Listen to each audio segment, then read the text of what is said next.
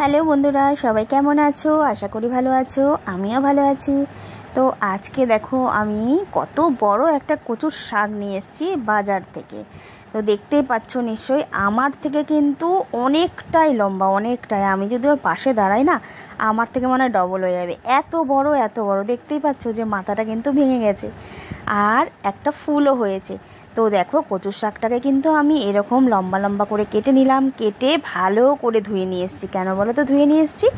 কারণ হলো মানে কেটে যদি আমি ধুই তাহলে প্রচণ্ড হাত চুলকায়, আর এরকমভাবে তোমরা ধুয়ে নিয়ে আসবে, তারপরে কুচি কুচি করে কাটবে, তাহলে কিন্তু আর হাত চুলকাবে না। জানো তো, ভালো একটা টিপস দিয়ে দিলাম।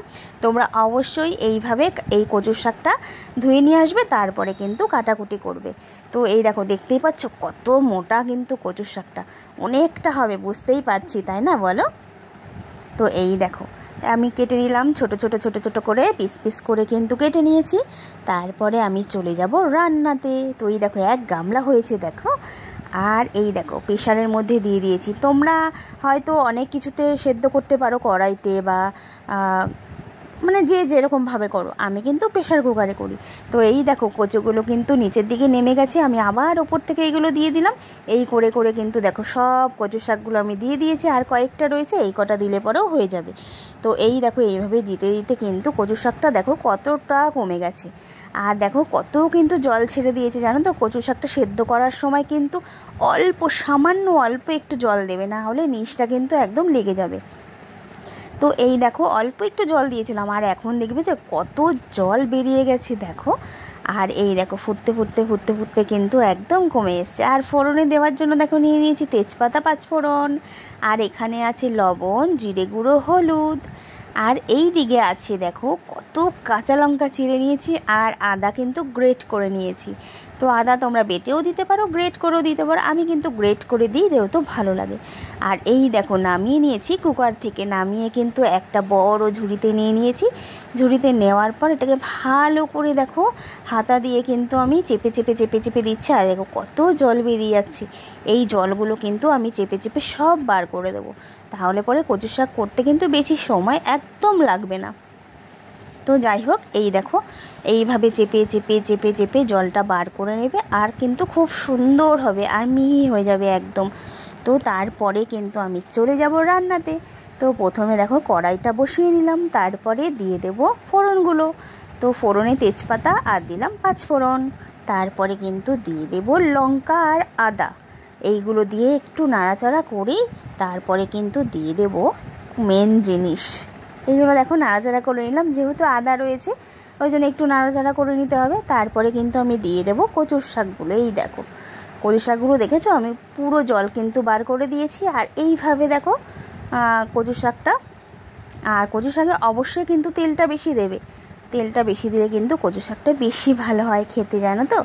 আর অবশ্যই কিন্তু সর্ষের তেলে করবে, সর্ষের তেলে করলে কচু শাকটা কিন্তু বেশি ভালো হয় খেতে। তো এই দেখো নাড়াচাড়া করে নিয়েছি, তারপরে দিয়ে দিলাম মশলাগুলো, হলুদ, জিরে আর লবণ। তো এইগুলো দিয়ে ভালো করে নাকাচাকা নাকাচাকা নাকাচাকা ঝিকানাকা ঝিকানাকা করে রেখে দেবো কিছুক্ষণ। তো কিছুক্ষণ পরেই দেখো এরকম ছড়িয়ে ছড়িয়ে দিয়েছিলাম বলে একদম টেনে গেছে, আর কত সুন্দর হয়ে গেছে দেখেছো কচুর শাকটা। তো আজকের কচুর শাকের নাম কি জানো? গন্ধরাজ কচুর শাক। তোমাদের তো আগে বলিনি, এখন বলে দিলাম, গন্ধরাজ কচুর শাক। তো এই দেখো কচুর শাকটা প্রায় কিন্তু হয়েই এসছে। তো নামানোর আগে কিন্তু আমি দিয়ে দেবো এতে যা যা লাগে, যেটা দিলে স্বাদটা ভালো হয়।